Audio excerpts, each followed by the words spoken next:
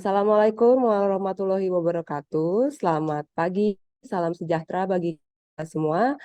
Om Swastiastu, Namo Buddhaya, salam kebajikan. Kami ucapkan selamat datang dan selamat bergabung dalam kelas pajak daring tentang PMK 66 tahun 2023 tentang perlakuan pajak penghasilan atas penggantian atau imbalan dalam bentuk natura dan atau kenikmatan dalam kurun waktu kurang lebih 2 jam ke depan. Bapak Ibu, kita akan mendengarkan paparan materi yang tentunya akan menambah insight baru dan juga pengetahuan baru dan akan ditemani oleh saya Esther, penyuluh pajak KPPP 5 yang akan menjadi MC pada kegiatan kita pada pagi hari ini.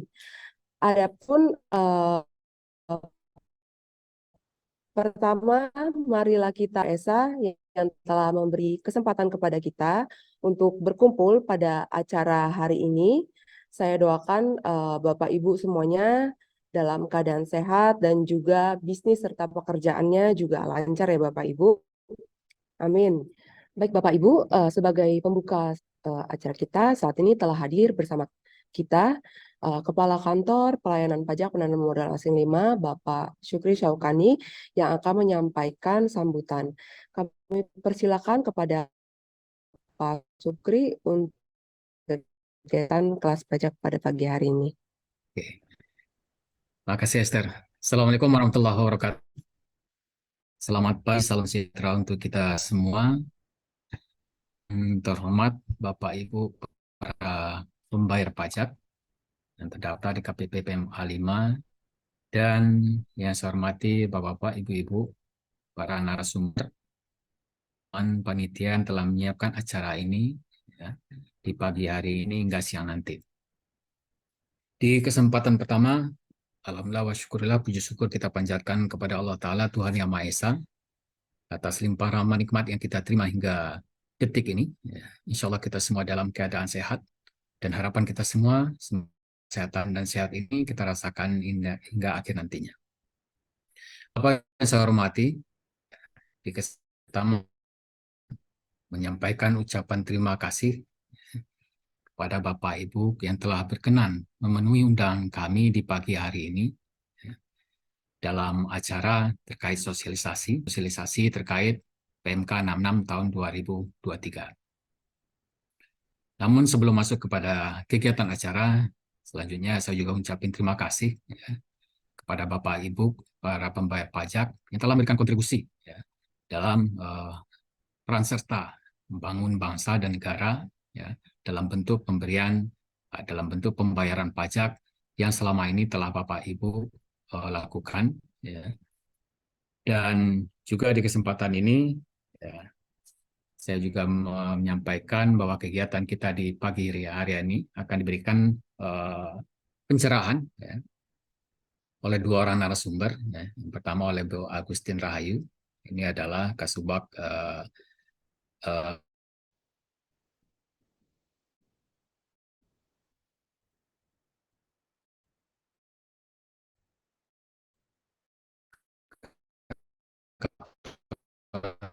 KP5.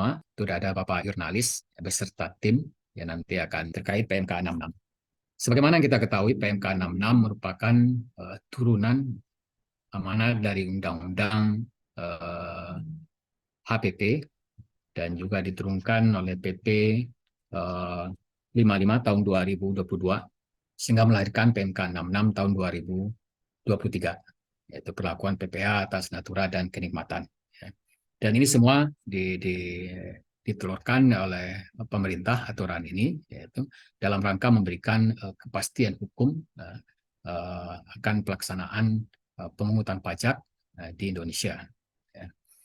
Dan semoga harapan kita semua kegiatan di pagi hari ini ya, dapat berjalan dengan lancar dan memberikan pencerahan kepada kita semua, kesamaan persepsi, kesamaan pemahaman akan PMK ini, ya, dan semoga dapat kita jalankan secara bersama.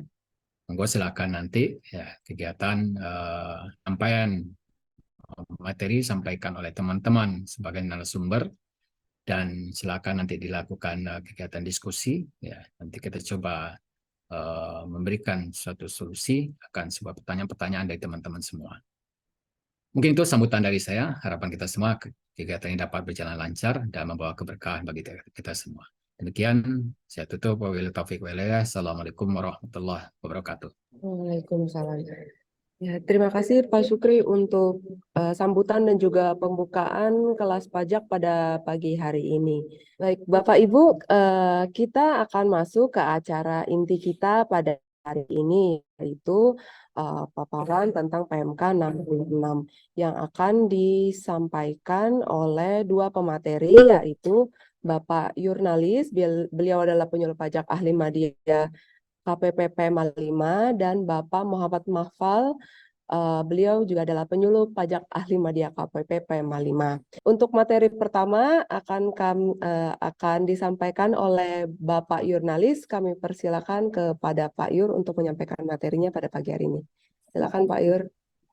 Baik, terima kasih Kak Esther. Bapak dan Ibu sekalian,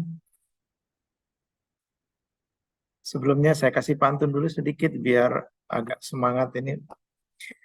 Pagi-pagi ke Kalibata, pergi sama naik helica. Masih ada ya helica, Pak? Selamat pagi Bapak dan Ibu peserta. Semoga semangat mengikuti kelas pajak. Semoga nyambung ya Bapak dan Ibu sekalian. Baik, Assalamualaikum warahmatullahi wabarakatuh. Selamat pagi, salam sejahtera kita semua. Bapak dan Ibu sudah hadir dalam undangan kami, walaupun kami menyampaikannya di IG kami, IG PMA 5, dan antusias banyak, sampai sekarang memang masih ada yang makan, tapi nanti mungkin kelasnya dapat kita tambah lagi Bapak dan Ibu sekalian. Untuk mempersatu, saya izinkan saya untuk menyampaikan paparan. Nanti kami akan berdua menyampaikan paparan biar tidak bosan. Setelah paparan kita ada tanya jawab. Berkaitan dengan kelas pajak pagi ini, Bapak dan Ibu, itu perlakuan pajak penghasilan atas penggantian atau imbalan sehubungan dengan pekerjaan atau jasa dalam bentuk natura dan atau kenikmatan.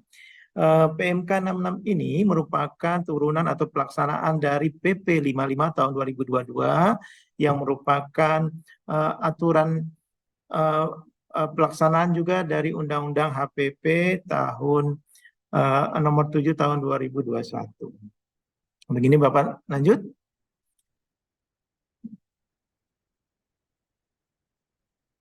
Nah, sebelumnya ini Bapak dan Ibu sekalian, kita bisa membedakan bahwasanya perlakuan pajak atas natura dan atau kenikmatan sebelum berlakunya Undang-Undang HPP nomor 7 tahun 2021, pajak atas natura dan kenikmatan ini adalah biaya yang tidak dapat dikurangkan atau dalam artian bukan objek pajak. Dengan adanya Undang-Undang HPP, pajak atas atau biaya atas natura atau kenikmatan ini biayanya dapat dikurangkan karena merupakan objek pajak atau objek PPh pajak penghasilan. Di sini Bapak dan Ibu sekalian bisa melihat perbedaan antara dua kolom di sini, yaitu Undang-Undang PPh dan Undang-Undang HPP, yang pada dasarnya memang biaya natura atau kenikmatan tidak dapat dikurangkan bagi pemberi kerja dalam hal ini perusahaan, dan juga bukan objek pajak bagi penerima, yaitu baik bagi karyawan ataupun rekan kerjanya. Kalau di Undang-Undang HPP, ya berdasarkan Undang-Undang HPP, natura kenikmatan dapat dibiayakan sepanjang terkait dengan 3M. Ini adalah ketentuan yang paling mendasar. Natura atau kenikmatan tersebut harus berkaitan dengan 3M, yaitu mendapatkan, menagih, dan memelihara penghasilan. Apabila tidak mempunyai hubungan, tidak boleh dikurangkan atau tidak dapat dikurangkan untuk atas biaya tersebut. Dan merupakan objek PPh bagi pegawai atau penerima. Tapi nanti ada batasannya dengan PMK 66 ini akan disebutkan batasannya berapa yang menjadikan dia objek sebagai objek PPh sebagai penerima atau pegawai, apakah dia termasuk apa tidak. Nanti akan kita jelaskan Bapak dan Ibu sekalian. Nah, yang di Undang-Undang PPh di kotak sebelumnya di B, biaya natura kenikmatan yang dapat dikurangkan bagi pemberi kerja dan bukan objek pajak bagi penerima ini hanya sebatas atas dua, yaitu penyediaan makan atau minum bagi seluruh pegawai, natura atau kenikmatan di daerah tertentu yang berkaitan dengan pelaksanaan pekerjaan. Hanya ini saja. Dengan adanya P, natura dan atau kenikmatan yang bukan objek PPh bagi penerima ini adalah penyediaan makan dan minum, bahan makanan atau bahan minuman bagi seluruh pegawai. Ini hampir sama dengan sebelumnya juga sudah diatur. Yang kedua yaitu berkaitan natura atau kenikmatan di daerah tertentu. Ini juga sebelumnya juga sudah diatur. Dan yang ketiga natura atau kenikmatan karena keharusan pekerjaan.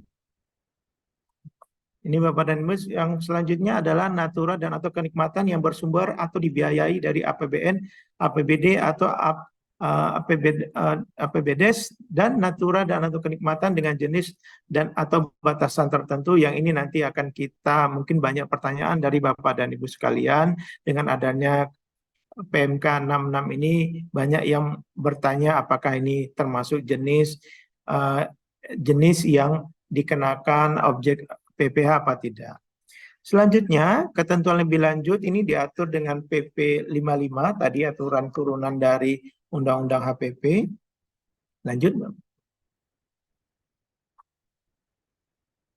Nah, ini pengaturan dalam PP 55 tahun 2022. Ini memang kemarin kita belum sempat melakukan sosialisasi ini Bapak dan Ibu sekalian. Ini dikarenakan kita masih menunggu aturan pelaksanaannya yaitu PMK 66. Namun di sini akan kita kasihkan sedikit berkaitan dengan pengaturan yang ada dalam PP 55 yang berkaitan dengan natura dan atau kenikmatan ini. Yaitu objek PPh yang taxable yaitu natura. Di sini nanti ke depan kita biar tidak bingung-bingung di sini Bapak dan Ibu sekalian, kenapa dinamakan natura dan atau kenikmatan? Di sini kita batasi, natura itu adalah dalam bentuk imbalan berupa barang. Jadi kalau dia barang yang diberikan itu dinamakan natura. Contohnya pemberian mobil atau mobil X dinas kepada karyawan. Nah, kalau kenikmatan itu apa? Kenikmatan itu adalah imbalan berupa fasilitas atau pelayanan. Jadi kalau dia mendapatkan fasilitas atau mendapatkan pelayanan, berarti dia dinamakan mendapatkan kenikmatan. Kalau dia mendapatkan barang, berarti dia mendapatkan natura. Ini mungkin ke depan nanti kita batasi Bapak dan Ibu sekalian, karena di daftar pertanyaan kita masih banyak yang bingung antara natura kah ataukah kenikmatan. Ini diberikan terkait dengan hubungan pekerjaan dan atau jasa. Jadi ada hubungan pekerjaan atau ada hubungan jasa antar wajib pajak. Ini dengan dikecualikan dari objek PPh yang seperti tadi sudah kita sampaikan di slide sebelumnya, jadi menjadi non-taxable, yaitu makanan dan minuman bagi seluruh pegawai, natura kenikmatan di daerah tertentu, nanti kita sampaikan lagi batasan di daerah tertentunya seperti apa. Lalu natura kenikmatan untuk keharusan pekerjaan ini ini adalah natura dan kenikmatan yang pada dasarnya hampir semuanya bukan merupakan objek PPh. Selanjutnya natura kenikmatan dari APBN di sini sudah tidak perlu kita bahas lebih lanjut.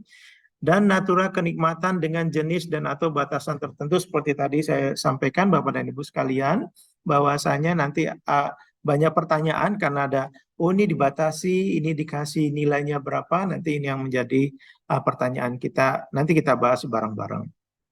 Lalu dasar penilaian natura atau kenikmatan ini apabila natura yang tadi kita bahas adalah berbentuk imbalan berupa barang, ini dasar penilaian berdasar.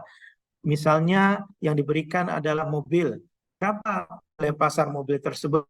Itulah yang jadi dasar penilaian natura tersebut. Lalu berkaitan dengan kenikmatan. Kenikmatan ini kita tadi sepakat yaitu berupa fasilitas ataupun pelayanan. Ini dasar penilaiannya yaitu seluruh yang dikeluarkan oleh pemberi kerja yaitu actual cost. Ini biaya pemberian natura atau kenikmatan dapat dikurangkan dari penghasilan brut yang dia menyangkut kepada 3M tadi Bapak dan Ibu sekalian. Nah, imbalan dan penggantian dalam bentuk natura dan atau kenikmatan dipotong berdasarkan ketentuan pemotongan yang berlaku, sudah ada berlaku sebelumnya, jadi mengikuti ketentuan perpajakan sebelumnya. Berkaitan dengan ketentuan PPh Natura berlaku mulai 1 Januari 2022. Jadi sebenarnya karena dia mengikuti kepada Undang-Undang HPP, dia sudah berlaku dari Januari 2022. Dan ketentuan pemotongan PPh Natura berlaku mulai 1 Januari 2023. Ini mungkin Bapak dan Ibu banyak bertanya, ini kan sudah terlewatkan, nanti kita bahas Bapak dan Ibu sekalian. Selanjutnya, dasar hukum dan kerangka pengaturan PMK. Ini kerangka dari PMK 66 Bapak dan Ibu sekalian pada dasar. Ini belum? Ya, ini dasarnya itu amanat dalam Undang-Undang HPP. Itu ada klaster PPh-nya di pasal 32C. Di pasal 32C, sebentar. Ini berkaitan dengan penggantian dan atau imbalan, yaitu biaya penggantian dan atau imbalan yang diberikan dalam bentuk natura. Ini diatur dengan peraturan pemerintah. Jadi dasar hukum dari PP 55 ini juga sudah diamanatkan di dalam Undang-Undang HPP. Lalu berkaitan dengan PMK, ini juga sudah diamanatkan di dalam PP 55, yaitu berkaitan dengan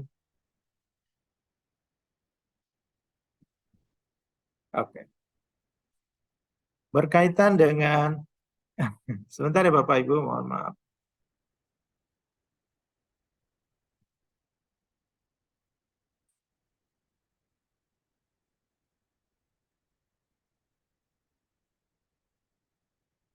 Tadi kami sampaikan yang berkaitan dengan kerangka hukum dasar dari PMK 66 ini yaitu dari PP 55 tahun 2022 dan PP 55 merupakan diamanatkan atau oleh Undang-Undang HPP yaitu diatur dengan PP 55. Kita lanjut Bapak dan Ibu sekalian. Di dalam PMK 66 ini memuat atas lima kelompok besar, yaitu nanti Bapak dan Ibu bisa melihat salinan PMK itu banyak sekali bisa di browsing di internet, yaitu yang pertama yaitu berkaitan dengan definisi umum, sudah itu perlakuan penggunaan biaya penggantian atau imbalan dalam bentuk natura dan atau kenikmatan. 3, natura dan atau kenikmatan sebagai objek pajak penghasilan dan pengecualiannya dari objek pajak penghasilan. Lalu tata cara penilaian, penghitungan penghasilan berupa penggantian atau imbalan dalam bentuk natura.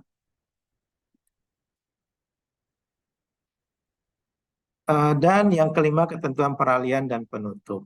Sebagaimana jamaknya, suatu aturan ada ketentuan peralihan dan penutup karena memang sebelumnya juga sudah diatur berkaitan dengan natura ya. Ini yaitu adanya PMK 167 berkaitan dengan penyediaan makan dan minum bagi seluruh pegawai dalam bentuk natura dan kenikmatan.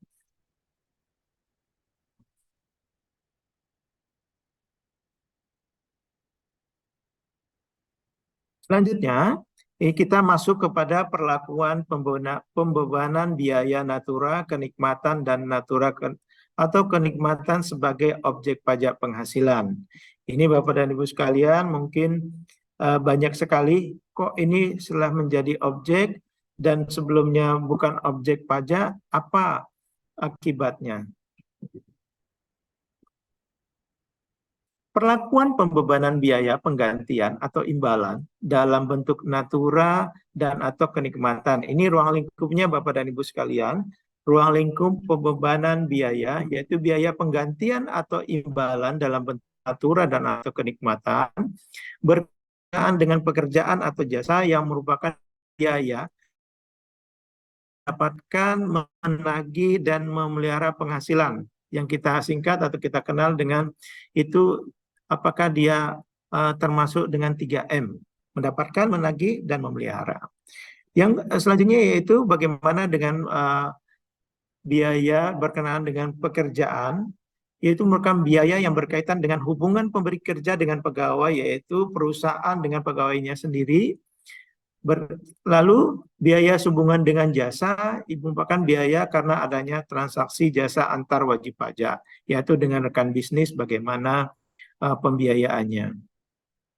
Lalu ketentuan teknis pembebanan biaya, pengeluaran untuk biaya kenikmatan yang memiliki manfaat lebih dari dibebankan melalui penyusutan atau amortisasi.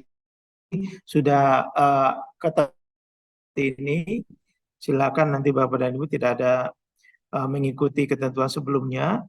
Lalu pengeluaran untuk biaya natura atau kenikmatan yang memiliki masa manfaat kurang atau sama dengan dari 1 tahun dibebankan pada tahun terjadinya pengeluaran karena tidak melebihi dari 1 tahun. Lalu pemberi kerja atau pemberi penggantian atau imbalan melaporkan biaya natura kenikmatan dalam SPT tahunan PPh-nya. Seperti biasa, semuanya dilaporkan dalam SPT tahunan. Mungkin di sini Bapak dan Ibu sekalian kami mengingatkan, apabila Bapak dan Ibu belum melaporkan kewajiban SPT tahunan PPh tahun 2022, kami himbau untuk segera melaporkan SPT-nya. Lalu ketentuan berlakunya ini Bapak dan Ibu sekalian, tanggal 1 Januari 2022 bagi pemberi dengan tahun buku 2022 dimulai sebelum 1 Januari 2022. Yang awal tahun buku 2022 yaitu bagi pemberi dengan tahun buku 2022 dimulai tanggal 1 Januari atau setelahnya.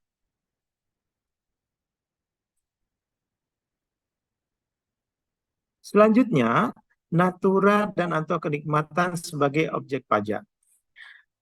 Ini berdasarkan Undang-Undang PPh, Bapak dan Ibu sekalian, penggantian atau imbalan sehubungan dengan pekerjaan atau jasa yang diterima atau diperoleh dalam bentuk natura dan atau kenikmatan merupakan penghasilan bagi si penerima.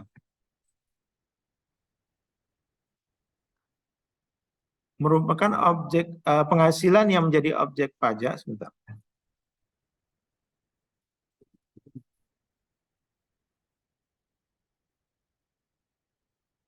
Merupakan penghasilan yang menjadi objek pajak, penghasilan sebagaimana dimaksud dalam pasal 4 ayat 1 huruf A Undang-Undang PPh. Ini ruang lingkupnya yaitu penggantian imbalan sehubungan dengan pekerjaan, itu berkaitan dengan hubungan kerja antara pemberi kerja dan pegawai juga sudah Bapak dan Ibu. Penggantian imbalan sehubungan jasa karena adanya transaksi jasa antar wajib pajak bisnis dari Bapak dan Ibu sekalian. Lalu penggantian imbalan lagi yang ini dalam bentuk barang, yaitu selain uang yang dialihkan kepemilikannya dari pemberi kerja atau dalam hal ini dari perusahaan kepada penerima ataupun misalnya kepada direktur ataupun pegawainya.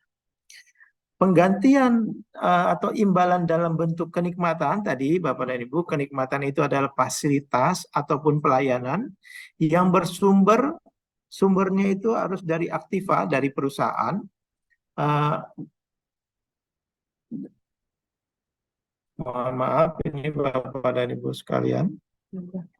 Ini berkaitan dengan kenikmatan, yaitu fasilitas dan atau pelayanan yang bersumber dari Aktiva, Aktiva pemberi dan atau pihak ketiga yang disewa dan atau dibiayai pemberi untuk dimanfaatkan oleh penerima.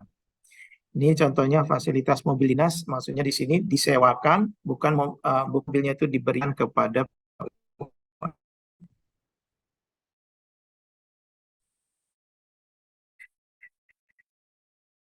dikecualikan dari objek pajak penghasilan.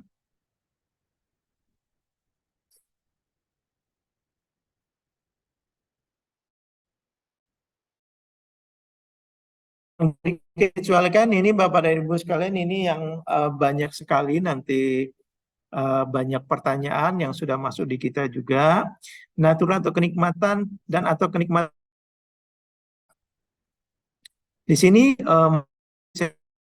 kalian kata-kata dan atau ini kalau dalam ketentuan peraturan perundang-undangan itu bisa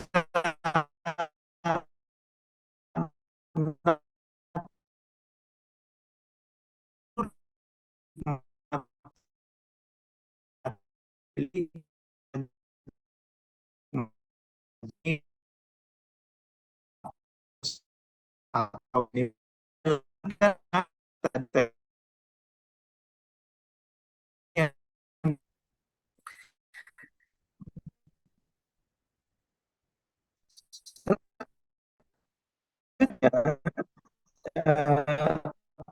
bagaimana dengan kita bahas satu-satu, bagaimana dengan makanan, bahan yang tadi kita objek PPH, yaitu semua makanan dan atau minuman yang disediakan pemberi kerja di tempat kerja. Jadi semua makanan dan minuman yang disiapkan di tempat kerja itu kalau memang disiapkan oleh perusahaan itu bukan merupakan objek PPH bagi si pegawai. Namun bagi si pemberi kerja bisa dibiayakan atas biaya penyiapan makanan dan minuman tersebut. Selanjutnya, bagaimana dengan kupon makan dan atau minuman bagi pegawai bagian pemasaran, bagian transportasi, dan dinas luar lainnya yang dia tidak bisa menikmati makanan dan minuman yang disiapkan di tempat kerja, itu berkaitan dengan diberikan kupon oleh pemberi kerja. Dalam hal ini yang dimaksud dengan kupon itu meliputi alat transaksi bukan uang untuk ditukar dengan makanan atau minuman yang memang sudah ada bekerja sama dengan perusahaan tersebut. Maka dikasihkan kupon. Atau bisa disebutkan sebagai kupon, yaitu penggantian atau biaya makan minuman oleh pemberi kerja. Jadi prosesnya di sini si pegawai yang dinas luar, dia memberikan makan dan minum, dia minta bilnya nanti dirembes ke kantor, itu juga bisa disamakan dengan kupon. Nah, nilai kupon yang dikecualikan dari objek PPH seperti tadi ada batasannya Bapak dan Ibu sekalian, yaitu adalah 2 juta per pegawai per bulan atau sejumlah pengeluaran makan dan minum di tempat kerja per pegawai per bulan jika pengeluaran tersebut lebih besar dari 2 juta. Nah, apa maksudnya di sini adalah apabila per pegawai yang itu lebih dari 2 juta, untuk kupon yang diberikan juga bisa mengikuti. Namun, apabila terdapat selisih lebih dari nilai kupon yang sebenarnya, misalnya yang di tempat kerja itu harganya diberikan 2 juta, tapi kuponnya lebih dari 2 juta, selisihnya itu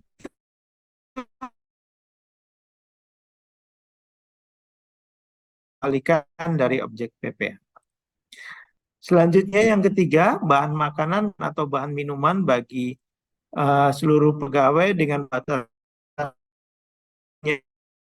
dari PMK 66 inilah adalah berkaitan dengan kewajaran. Seberapa wajar perusahaan memberikan kesejahteraan kepada pegawainya, apakah pantas memberikan pegawainya dengan makanan dan minuman dengan nilai tertentu. Ini yang sebenarnya yang terkandung di dalam PMK 66 ini. Apakah memang pantas memberikan makanan dan minuman di tempat kerja melebihi dari 2 juta atau melebihi dari 5 juta, ini tergantung dari cash flow dari perusahaan. Pada dasarnya, Bapak dan Ibu sekalian, intinya dari PMK 66 ini juga ikut mensejahterakan, mendorong kepada perusahaan untuk lebih mensejahterakan atau memperlakukan kepada karyawannya, karena semua yang diberikan kepada karyawan, itu makanan dan minuman, dan ada barang yang nanti ada pengecualian dan batasannya, ini dapat dibiayakan oleh perusahaan tersebut.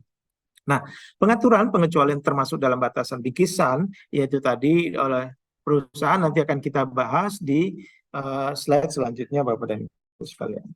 Lalu, berkaitan, kita masuk kepada penghitungannya, kita contohkan penghitungan nih Bapak dan Ibu sekalian. Maka yang tadi yang sudah kita sampaikan, yaitu PTBA memberikan makanan dan minum pegawai di kantor dengan nilai 2.500.000. Tadi gambarnya 2 juta, ini ternyata di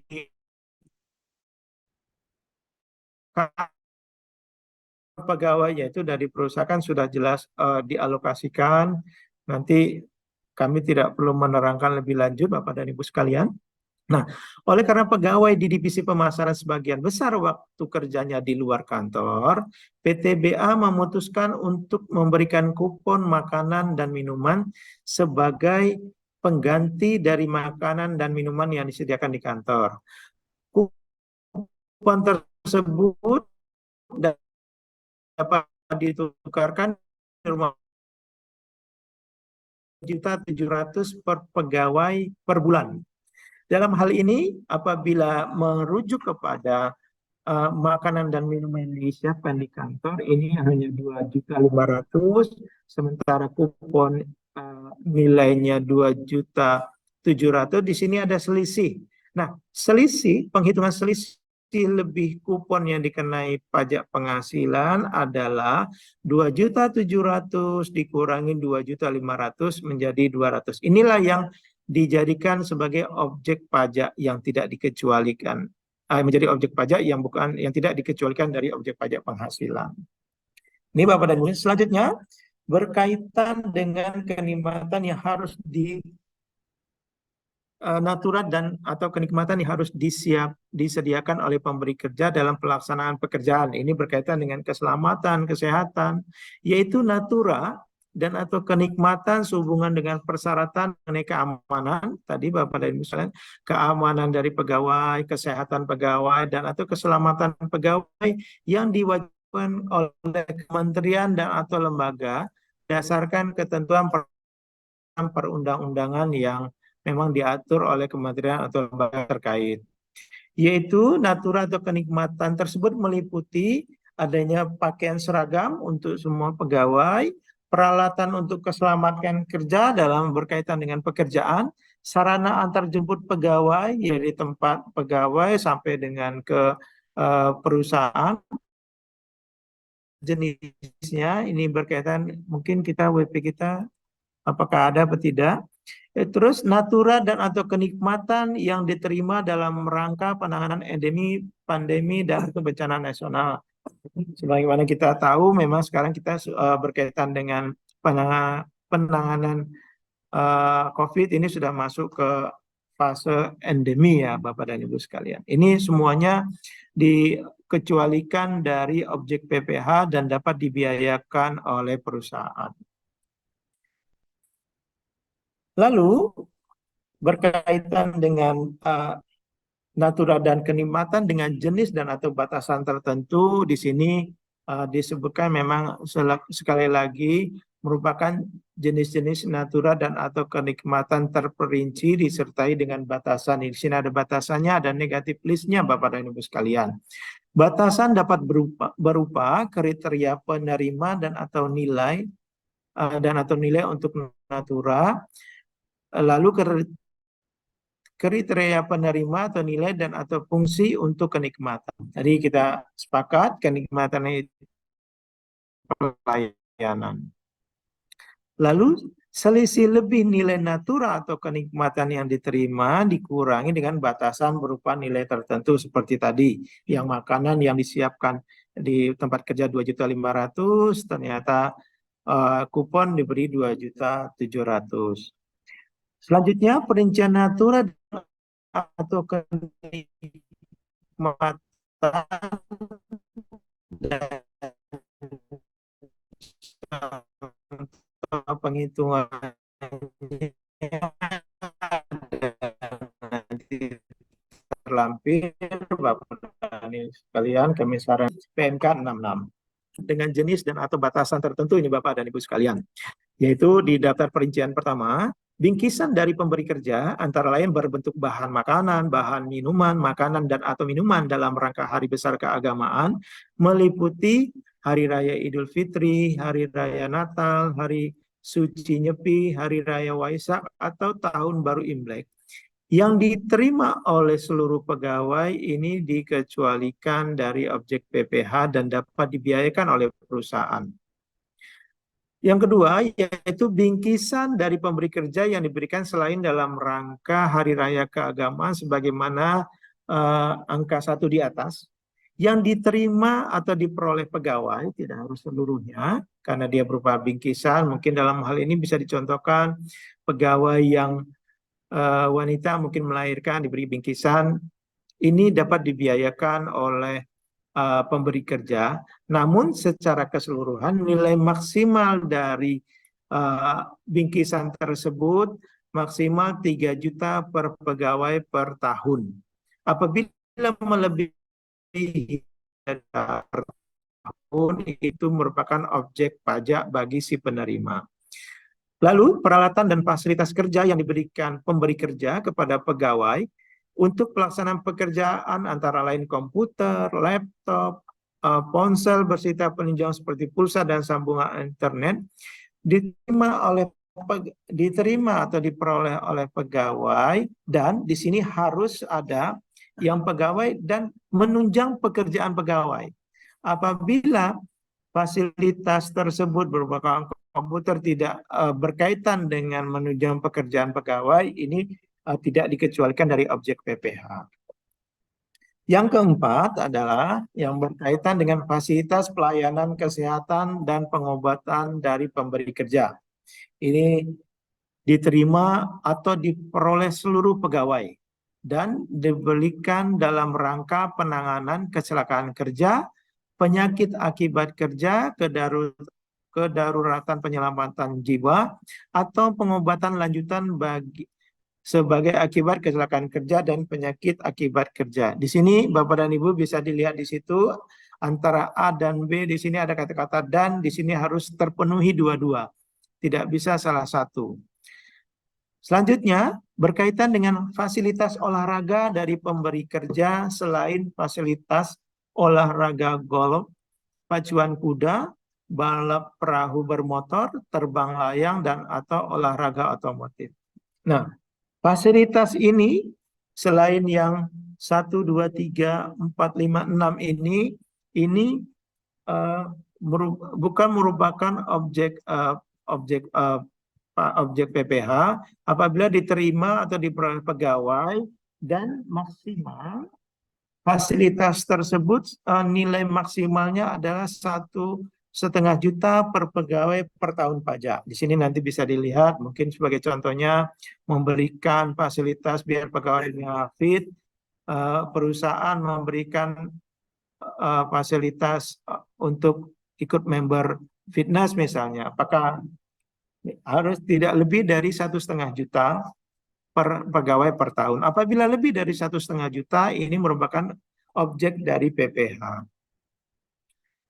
Lalu yang keenam, fasilitas tempat tinggal dari pemberi kerja yang bersifat komunal. Ini komunal di sini maksudnya fasilitas tempat tinggal tersebut dimanfaatkan bersama-sama karyawan, siapa saja boleh menikmati fasilitas tersebut, yaitu antara lain seperti mes, asrama, pondokan, ataupun barak. Ini kalau diterima atau diperoleh semua pegawai boleh menggunakan tersebut, ini dikecualikan dari objek PPh. Yang ketujuh yaitu berkaitan dengan tempat tinggal dari pemberi kerja yang hak pemanfaatannya hanya dipegang oleh perseorangan. Perseorangan di sini boleh satu ataupun dua orang, yaitu antara lain apartemen atau rumah tapak. Yaitu batasannya diterima atau diperoleh pegawai secara keseluruhan bernilai maksimal 2 juta. Misalnya perusahaan menyewakan apartemen kepada pegawainya, yang mana apartemen tersebut hanya boleh dihuni oleh pegawai bersangkutan saja. Ini boleh bukan merupakan objek pajak, hanya sebesar 2 juta per pegawai per bulan. Apabila lebih misalnya 2.500.000 per bulan, nah 500-nya itu menjadikan objek PPh bagi pegawai yang menerima fasilitas tersebut. Dan semuanya ini bisa dibiayakan oleh pemberi kerja.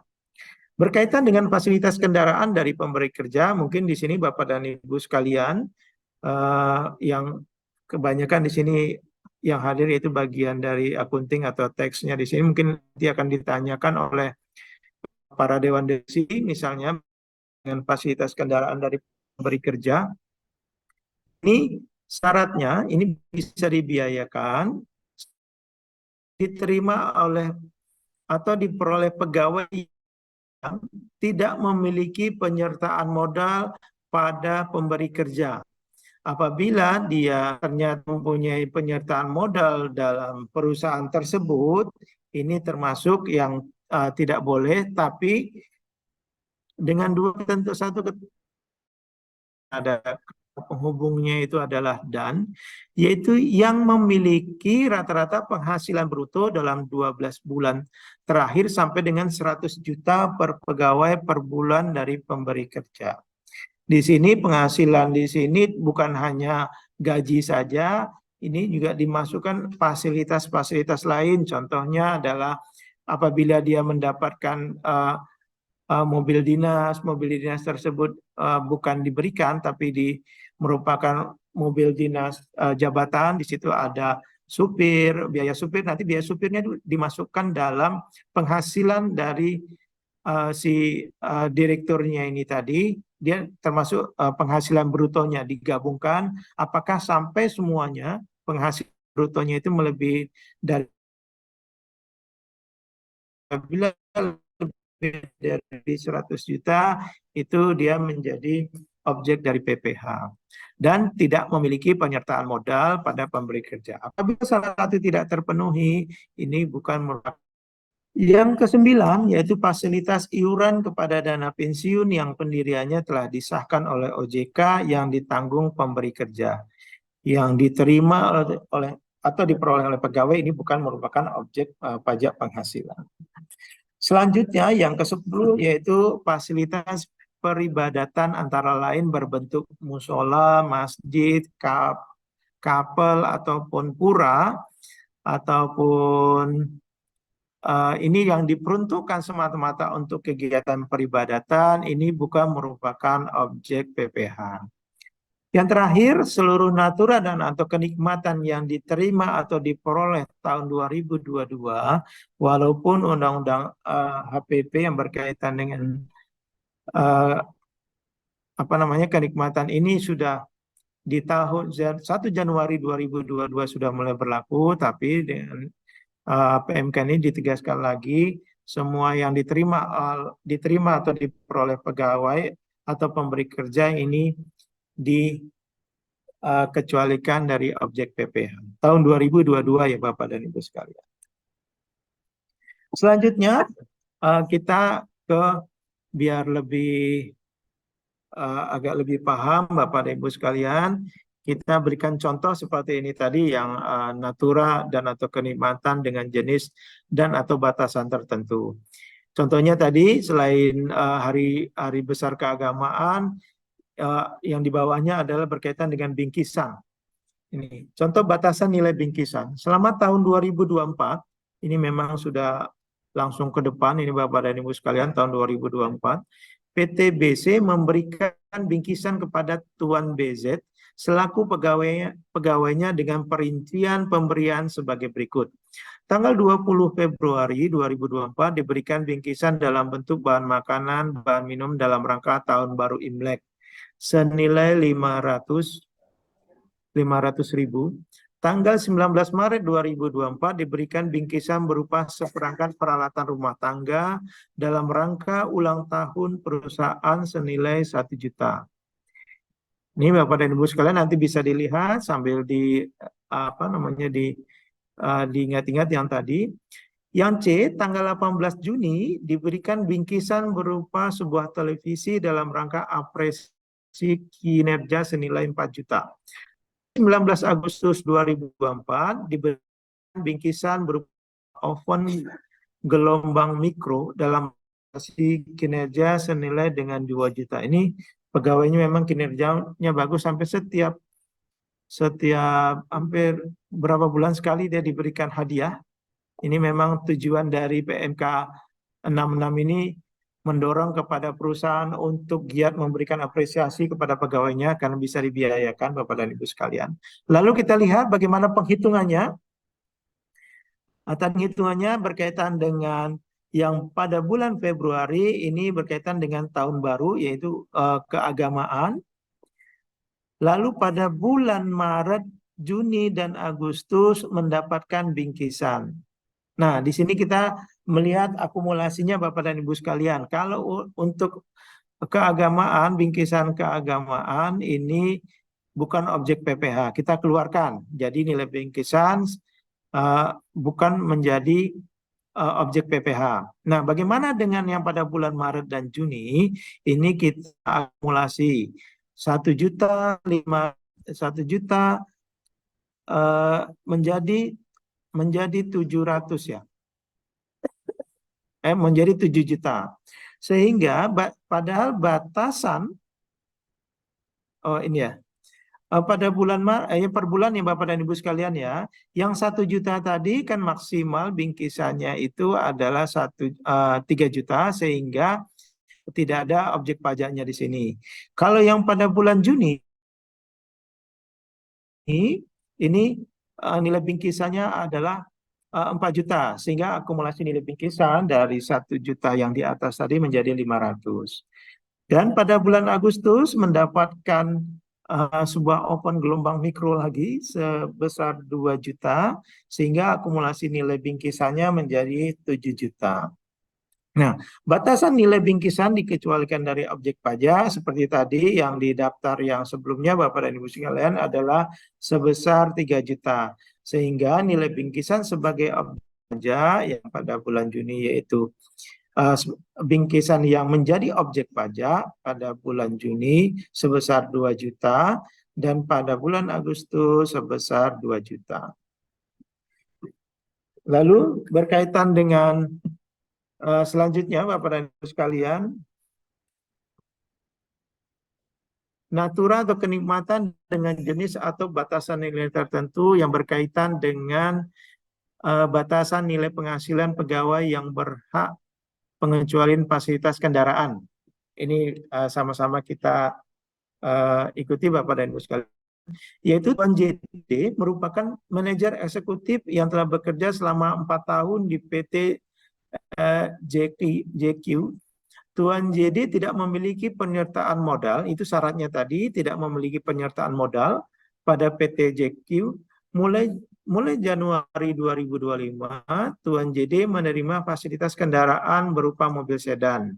Diketahui pula bahwa penghasilan bruto dari Tuan JD dari PT JQ dalam bentuk uang, natura, dan fasilitas, termasuk fasilitas kendaraan serta penghasilan bruto rata-rata Tuan JD dari PT JQ dalam 12 bulan terakhir sebagai berikut. Nah,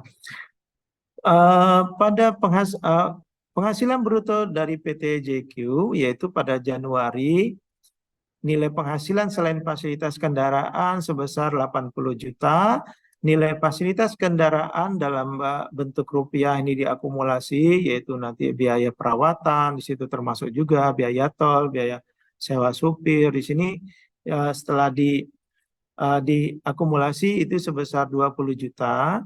Rata-rata penghasilan bruto 12 bulan terakhir yaitu 95 juta.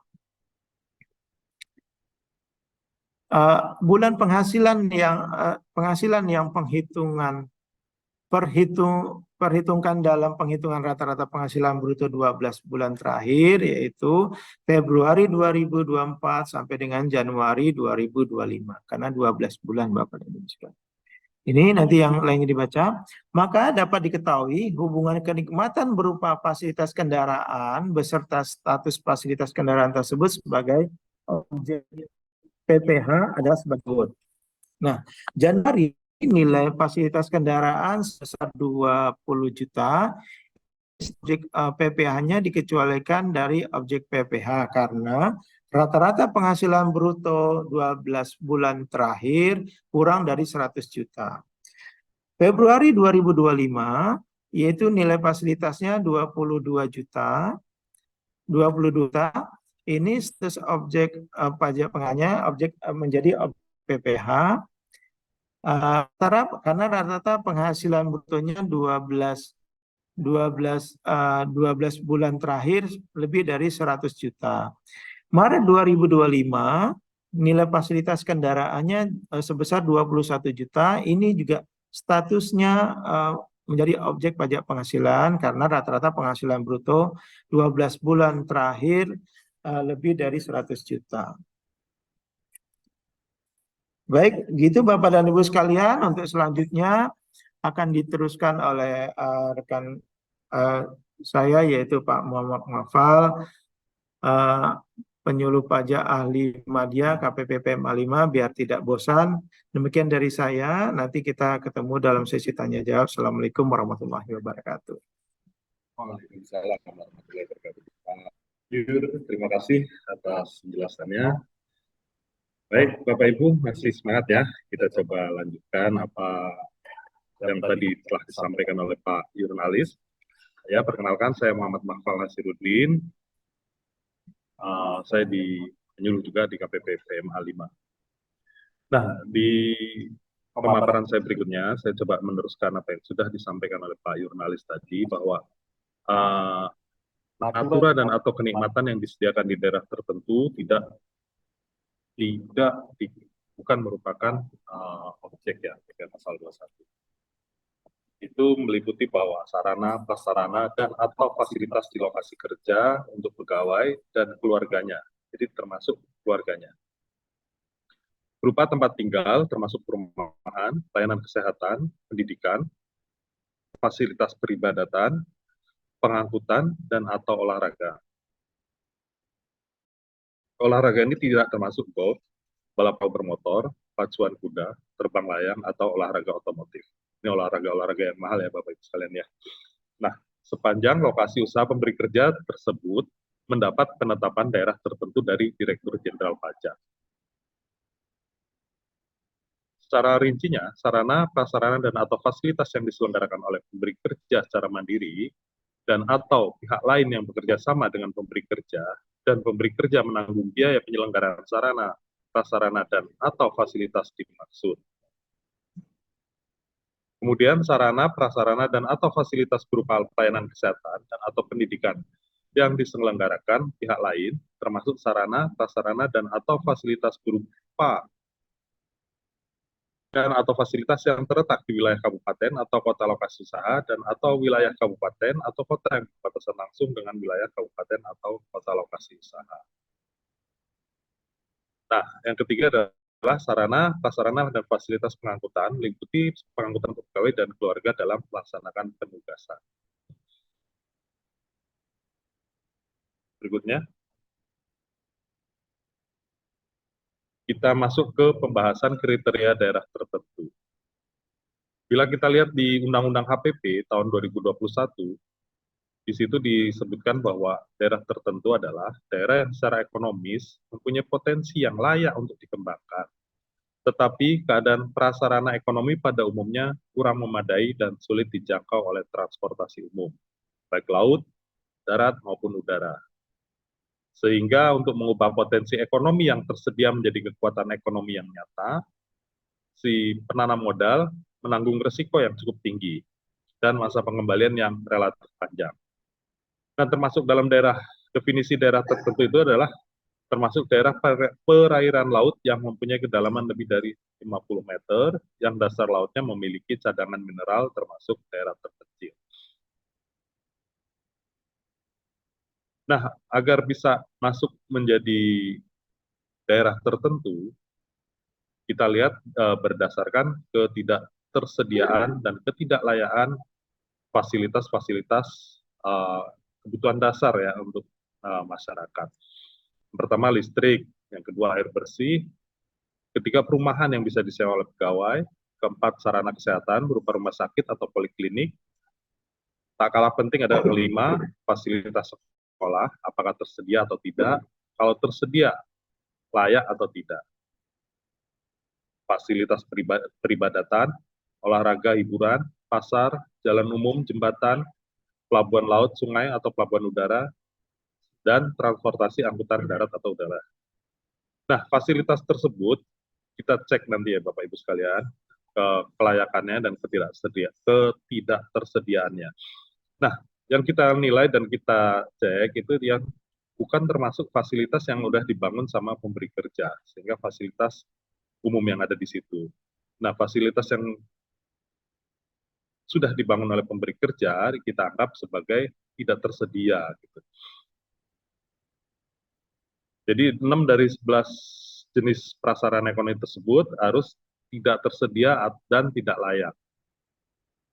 Nah, disebut tidak tersedia untuk listrik jika disebut tersedia jika terletak ada ada PLN di lokasi usaha. Nah, disebut tidak layak listriknya jika PLN padam rata-rata 40 jam per minggu. Untuk air bersih, dibilang tersedia jika ada pasokan PDAM di lokasi usaha. Dibilang tidak layak jika PDAM padam rata-rata 40 jam per minggu. Kemudian untuk perumahan yang dapat disewa pegawai, dianggap tersedia jika dalam radius 5 km dari lokasi usaha tersedia perumahan yang dapat disewa pegawai. Disebut tidak layak jika jumlah rumah yang dapat disewa tidak sebanding dengan jumlah pegawai dan keluarganya. Rumah sakit dan atau poliklinik dianggap tersedia jika dalam radius kurang dari 5 km, kurang atau sama dengan 5 km dari lokasi usaha, dianggap tidak layak jika rumah sakit atau poliklinik tersebut tidak melayani program CKS. Ya, keseluruhan mungkin Bapak Ibu bisa baca lagi, cek lagi di PMK 66-nya, mungkin nanti bisa di situ kita lihat. Next. Terus bagaimana dengan masa berlaku SK persetujuan penetapan daerah tertentu? Jadi untuk penetapan daerah tertentu ini dibagi menjadi dua Bapak Ibu sekalian ya, pemberi kerjanya, pemberi kerja pertambangan minerba, dan pemberi kerja yang non pertambangan minerba. Untuk pemberi kerja yang pertambangan minerba, SK daerah tertentu itu berlaku 5 tahun dan akan diperpanjang secara jabatan sampai dengan izin tambangnya habis, baik kontrak karya, PKP 2B maupun IUP. Ya, sampai dengan SK-nya habis dalam waktu 5 tahun. SK-nya berlaku untuk 5 tahun. Ketika SK habis dalam waktu 5 tahun, akan dilakukan pemeriksaan, perpanjangan, dan penghentian perpanjangan. Jadi gini, akan diperiksa, kemudian kalau masih memenuhi syarat akan diperpanjang, kalaupun nanti sudah tidak memenuhi syarat akan diberhentikan secara jabatan. Bila sisa izinnya kurang dari 5 tahun akan diberikan sekaligus, sementara jika sisa izinnya lebih dari 5 tahun diberikan izin per 5 tahun. Nah, untuk pemberi kerjanya yang non pertambangan minerba, SK daerah tertentu ini berlaku 5 tahun. Ketika 5 tahun habis SK-nya, wajib pajak wajib mengajukan perpanjangan dengan permohonan lagi. Nah, proses permohonan ini akan disampaikan ke KPP, kemudian diteliti oleh Kanwil untuk dilakukan pemeriksaan oleh tim Kanwil. Next. Tadi yang sudah kita singgung sedikit. Jadi pemberi kerja mengajukan permohonan dilengkapi dengan NIB. NIB ini yang sumbernya dari yang OSS ya, Bapak Ibu ya, penerbit perizinan yang single sign on SSO, online single submission juga OSS bisa. Dilengkapi juga dengan peta lokasi dengan koordinatnya, pernyataan ketersediaan prasarana, dan perlu dilampiri untuk SK persetujuan khusus untuk perpanjangan WP non minerba, SK persetujuan sebelumnya. Nah, kanalnya pengajuannya melalui KPP, langsung ke KPP, bisa juga disampaikan lewat pos, ekspedisi, kemudian bisa menggunakan saluran elektronik jika telah tersedia. Sampai saat ini masih belum ada ya Bapak Ibu ya, jadi masih 2 channel itu aja, langsung ke KPP atau via pos ke KPP. Kemudian dilakukan penelitian administratif sama Kanwil, dicek kelengkapannya, permohonannya. Kalau sudah lengkap, akan dilakukan oleh pemeriksaan oleh Kanwil wajib pajak, di mana kantor pusat wajib pajak tersebut terdaftar atau oleh Kanwil lokasi. Nah, kalau syaratnya masih kurang lengkap, akan dimintakan surat permintaan kelengkapan dokumen. Ini kelengkapan dokumen ini diterbitkan maksimal 15 hari kerja sejak diterima permohonan. Nah, wajib pajak kemudian diminta melengkapi permintaan kelengkapan dokumen tersebut dalam jangka waktu 10 hari kerja sejak diterima suratnya. Apabila sampai dengan 10 hari kerja lewat, wajib pajak belum menyampaikan dokumen kelengkapannya, maka permohonan tidak dipertimbangkan. Nah, pemeriksaan ini jangka waktunya 4 bulan ya Bapak Ibu ya. Kemudian setelah 4 bulan akan diterbitkan SK persetujuan atau SK penolakan yang berlaku untuk jangka waktu 5 tahun. Setelah 5 tahun habis, untuk wajib pajak pemberi kerja golongan yang minerba tadi akan dilakukan pemeriksaan jabatan dalam jangka waktu 4 bulan. Nah, kalau yang non minerba, wajib pajak mengajukan permohonan perpanjangan. Kemudian akan terbit SK perpanjangan atau pemberitahuan penghentian perpanjangan, atau terbit juga SK persetujuan perpanjangan atau SK penolakan perpanjangan. Next. Nah, sekarang kita masuk ke tata cara penilaian dan penghitungan natura ya.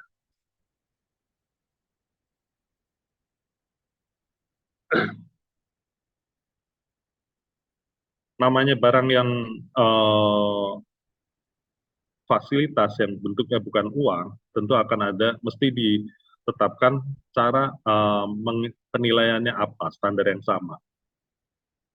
Nah, di PMK 66 ini diatur bahwa untuk natura, pengalian kepemilikan barang kepada wajib pajak, kepada karyawan atau lawan transaksi, dinilai berdasarkan nilai pasar.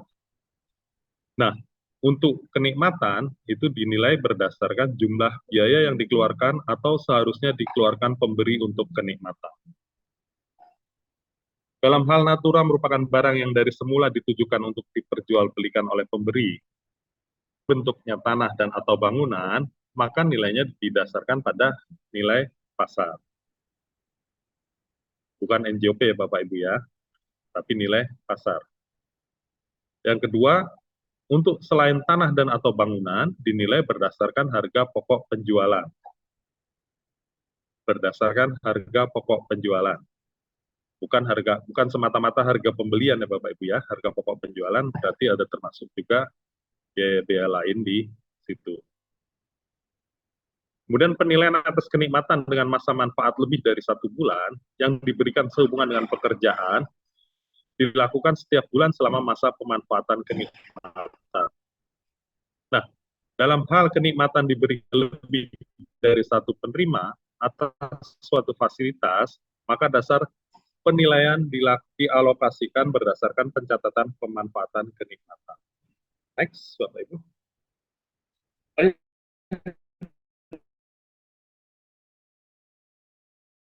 Bapak Ibu sekalian, seperti yang saya kemarin disampaikan oleh tim kami jawab, pertanyaan bersamaan dengan link Zoom-nya, dan kami akan memprioritaskan pertanyaan yang sudah disampaikan kemarin ya Bapak Ibu ya.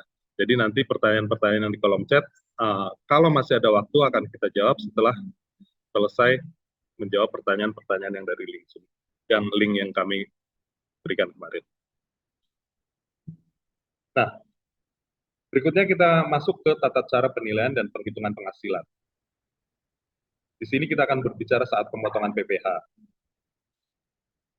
Di PMK ini diatur bahwa pemberi imbalan dalam bentuk natura dan atau kenikmatan wajib melakukan pemotongan PPh sesuai dengan ketentuan peraturan perundang-undangan di bidang perpajakan. Pemotongan PPh oleh pemberi imbalan dalam bentuk natura dan atau kenikmatan dilakukan pada akhir bulan terjadinya pengalihan atau terutangnya penghasilan yang bersangkutan. Mana yang terjadi lebih dahulu. Ini untuk yang natura. Untuk yang kenikmatan dilakukan pada saat penyerahan hak atau bagian hak atas pemanfaatan suatu fasilitas dan atau pelayanan oleh pemberi. Kemudian penggantian atau imbalan sehubungan dengan pekerjaan atau jasa dalam bentuk natural atau kenikmatan yang diterima atau diperoleh pada masa pajak Januari 2023 dengan masa pajak Juni 2023 dikecualikan dari pemotongan PPh. Jadi Bapak Ibu yang sebelum terbitnya PMK 66 tahun 2023 ini, Bapak Ibu sekalian tidak perlu melakukan potongan PPh. Kemudian,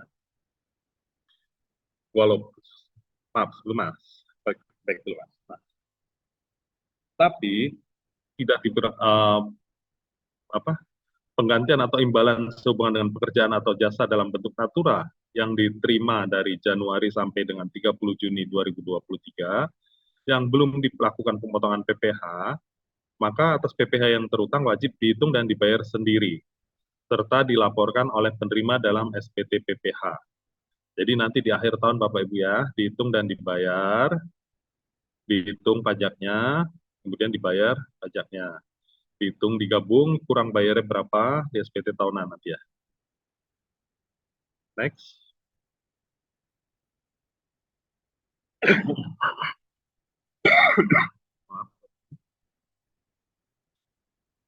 Kita masuk ke tata cara penilaian dan penghitungan penghasilan. Contohnya ya. Misalnya contoh hubungan jasa antar wajib pajak. Oh iya, Bapak Ibu sekalian, PMK 66 ini tidak hanya mengatur hubungan antara wajib pajak pemberi kerja dengan karyawan selaku pegawainya, tapi juga melakukan memberikan guidance juga aturan tentang hubungan Bapak Ibu sekalian dengan klien atau dengan vendornya yang pembayarannya tidak menggunakan uang.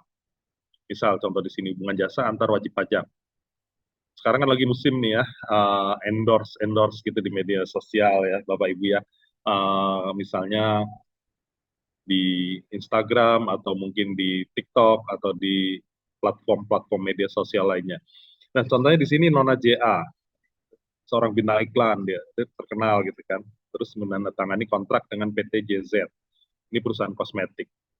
Nah, si Nona JA ini diwajibkan misalnya bikin video gitu kan di IG atau di YouTube atau di TikTok gitu untuk mengiklankan produk kosmetiknya gitu kan.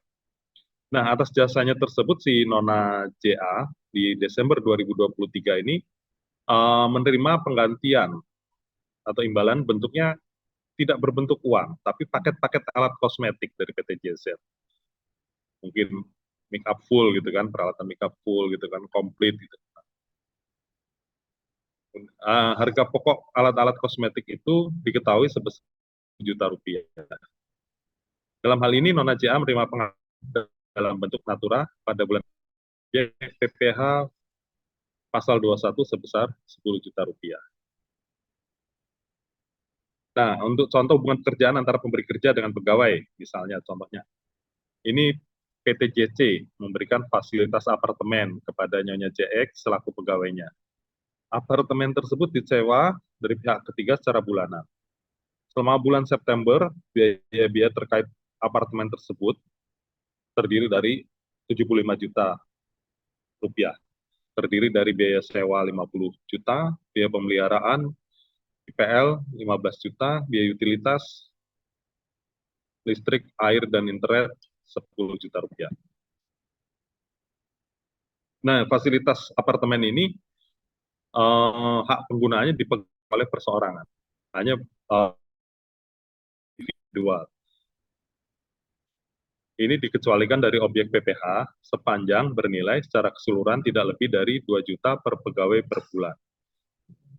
Nah, fasilitas apartemen yang menjadi objek pemotongan PPh pasal 21 sebesar 73 juta.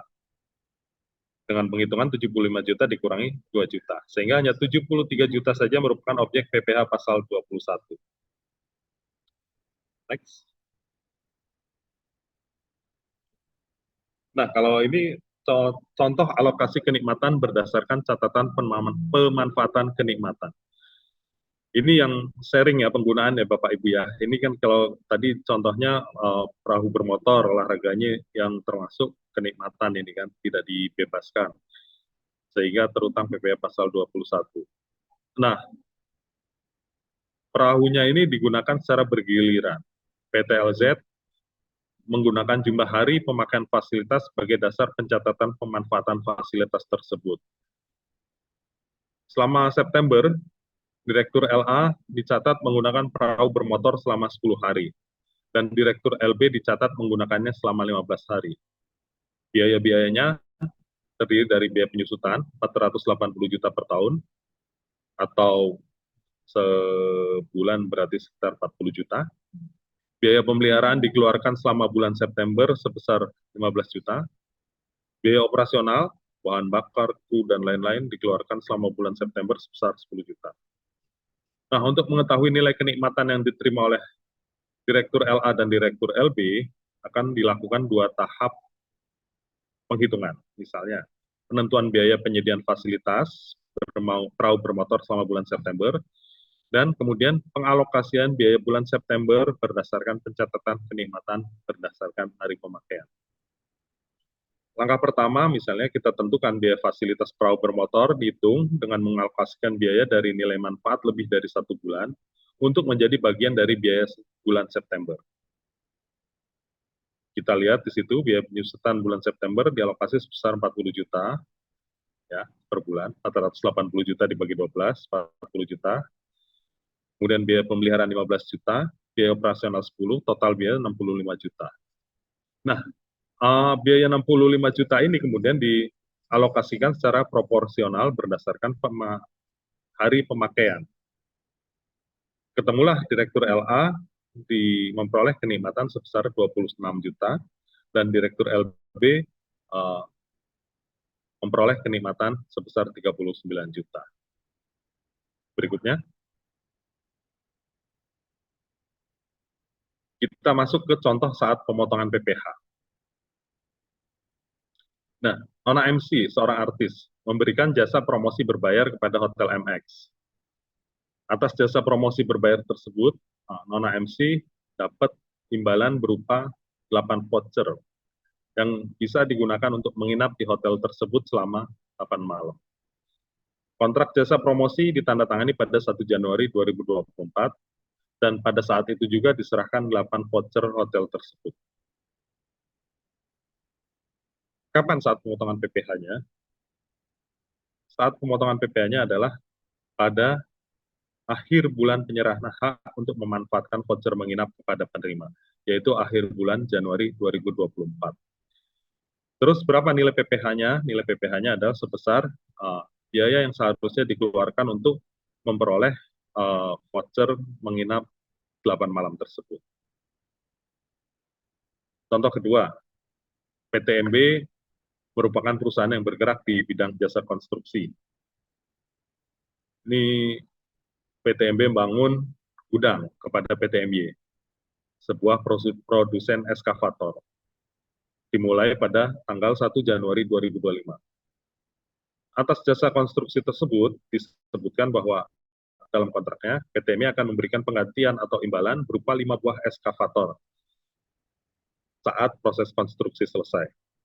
Kemudian proses konstruksi selesai pada 6 Desember 2025 dan PTMY menyerahkan 5 buah eskavator kepada PTMB. Nah, atas penghasilan berupa penggantian atau imbalan berupa eskavator tersebut, dipotong PPh final pasal 4 ayat 2 atas jasa konstruksi, pada akhir bulan dilakukan pengalihan eskavator, itu pada akhir bulan Desember 2025. Next. Di PMK ini Bapak Ibu sekalian juga diatur tentang aturan peralihan dan aturan penutup. Di aturan peralihan ini disebutkan bahwa SK persetujuan penetapan atau perpanjangan penetapan daerah tertentu yang diterbitkan berdasarkan PMK 167 2018 yang masih memiliki jangka waktu pemberlakuan dinyatakan tetap berlaku. Kemudian perlakuan natura dan atau kenikmatan daerah tertentu pada surat keputusan tersebut di huruf A tetap didasarkan pada ketentuan pasal 8 PMK ini. Jadi tetap mengatur bahwa SK persetujuan penetapan daerah tertentu yang berlaku sebelum, yang sudah terbit sebelum berlakunya PMK ini dinyatakan tetap berlaku, dan perlakuan natura dan atau kenikmatan daerah tertentu tersebut mengikuti ketentuan pasal 8 PMK ini. Kemudian proses penyelesaian permohonan penetapan atau perpanjangan penetapan daerah tertentu yang dalam proses diselesaikan berdasarkan ketentuan PMK ini. Untuk permohonan yang dinyatakan belum lengkap, kelengkapan dokumennya berdasarkan ketentuan PMK ini, Kanwil Pemberi Kerja berstatus pusat harus meminta kelengkapan dokumen dimaksud dalam jangka waktu 15 hari sejak berlakunya PMK ini. Jadi untuk untuk penetapan permohonan penetapan yang masih daerah tertentu yang masih belum lengkap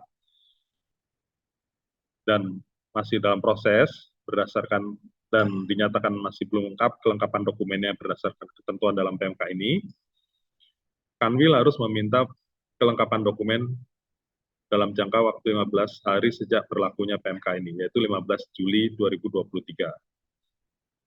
Permohonan penetapan perpanjangan penetapan daerah tertentu yang sedang dilakukan pemeriksaan oleh Kanwil DJP lokasi dan belum diterbitkan keputusan setelah 4 bulan dari permohonan diterima lengkap, harus diterbitkan keputusan paling lambat 6 bulan sejak permohonan diterima lengkap, atau 1 bulan sejak PMK ini berlaku sesuai peristiwa yang terjadi terlebih dahulu. Terhadap pemberi kerja pemegang izin pertambangan minerba yang memiliki daerah SK penetapan daerah tertentu yang masa berlakunya berakhir setelah PMK ini berlaku, diharuskan untuk mengajukan permohonan kembali dalam rangka perpanjangan penetapan daerah tertentu paling lambat 4 bulan sebelum berakhirnya jangka waktu pada SK penetapan daerah tertentu. Kemudian penutup ini pada saat PMK ini berlaku, PMK 167 tahun 2018 dinyatakan tidak berlaku. Yang kedua adalah PMK ini berlaku untuk 1 Juli 2023. Demikian Bapak Ibu pemaparan dari saya, kurang lebihnya mohon maaf. Sekian, terima kasih. Assalamualaikum warahmatullahi wabarakatuh. Baik, Bapak Ibu, mungkin kita cukupkan saja kegiatan sosialisasi kita pada hari ini. Sampailah kita pada penghujung acara. Kami ucapkan terima kasih kepada narasumber, kepada Pak Yurnalis dan juga Pak Mafal untuk materinya. Dan juga terima kasih Bapak Ibu untuk antusiasme dan juga partisipasinya. untuk acara hari ini sehingga semua acaranya bisa berjalan dengan lancar. Kami mohon maaf atas kekurangan kami dalam menyelenggarakan acara ini. Beli motor baru siap dipakai, bikin STNK-nya ke kantor Samsat. Kelas pajak ini telah selesai, semoga bermanfaat. Wassalamualaikum warahmatullahi wabarakatuh. Selamat siang dan selamat melanjutkan aktivitas kembali Bapak Ibu semuanya. Terima kasih. Terima kasih, Bapak Terima Ibu. kasih. Selamat siang.